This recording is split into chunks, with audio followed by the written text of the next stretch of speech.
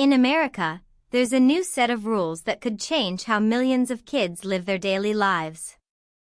Rules so unusual that some parents are cheering, while others are calling them downright dangerous. Imagine this: you're 13 years old, you try to make a TikTok account, and instead of a welcome screen, you get a message saying, "Please upload your birth certificate, and have your mom sign this." It sounds like a dystopian joke, but it's happening right now in several US states, and it's causing a nationwide debate. Social media has been part of American life for nearly 2 decades, but the last 10 years have completely transformed how kids interact with it. Back in 2013, Facebook was still the dominant platform, Instagram was a place for artsy filters, and TikTok didn't even exist in the US. Fast forward to today, American kids spend an average of 4 to 6 hours per day on social media. For many parents, that's more time than they spend at the dinner table, doing homework, or even sleeping. Concerns about kids' safety online started to grow in the mid-2010s. Cyberbullying cases made headlines, online predators were caught using messaging apps, and addictive algorithms were accused of harming mental health. In 2017, the tragic suicide of a 14-year-old girl in Florida was linked by her parents to online harassment, sparking calls for tighter regulations. The debate intensified in 2021, when a whistleblower from inside Meta revealed that Instagram's internal research showed negative mental health effects on teenage girls, but the company allegedly did little to address it. That revelation was a turning point. Lawmakers began looking for ways to give parents more control over their children's digital lives. The movement began quietly, with lawmakers saying they just wanted to protect children from harmful online content. But over the past year, it has snowballed. In Florida, a new law bans children under 14 from having social media accounts, no exceptions.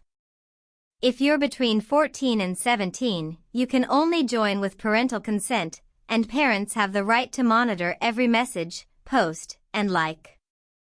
Nebraska took it a step further with the Parental Rights in Social Media Act, which allows parents to log into their child's account without the child's permission. Supporters say this will bring families closer together, but critics call it state-approved spying. Tennessee's law focuses on requiring platforms to verify ages. That means every user, yes, even adults, might have to provide a government-issued ID or undergo a facial scan before they can post a photo or send a message. One mother in Florida says she discovered her 15-year-old daughter was being harassed on Instagram. Under the new law, she could legally take over her daughter's account and delete it entirely, something she says saved her child from further harm.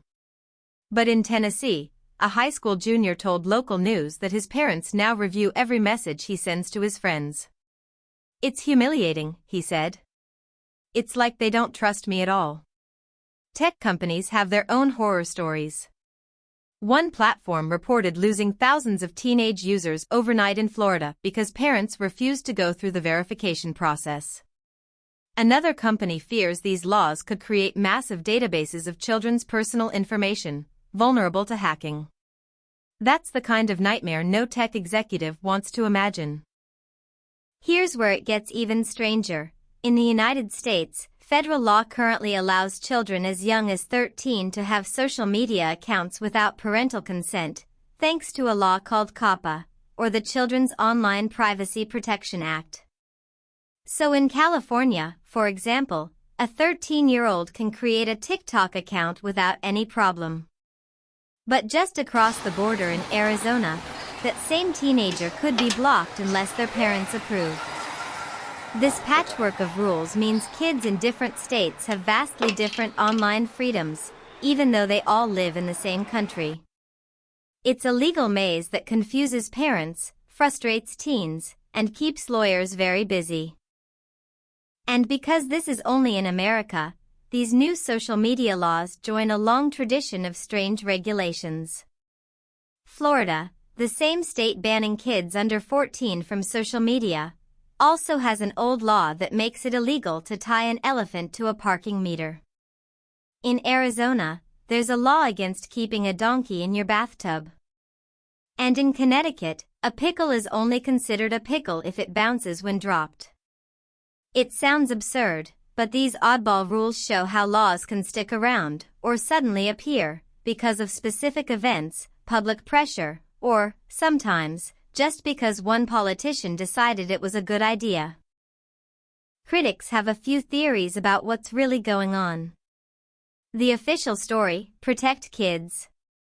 The unofficial whispers? Some believe this is a push to give more control to parents as part of a family values movement sweeping certain states. Others think it's a test run for a national digital ID system, where everyone, not just kids, must prove their identity before using the internet. And then there's the wilder theory, that this could be a backdoor for big tech companies to harvest even more data under the banner of safety.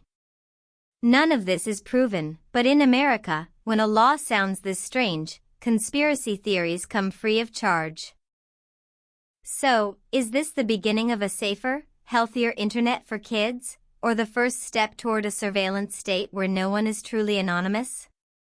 For now, the laws are rolling out, lawsuits are piling up, and the rest of the country is watching. But the real question is, if these rules spread nationwide, how would you feel knowing every click your child makes, or maybe every click you make, is monitored? Is this protecting our children, or protecting something else entirely?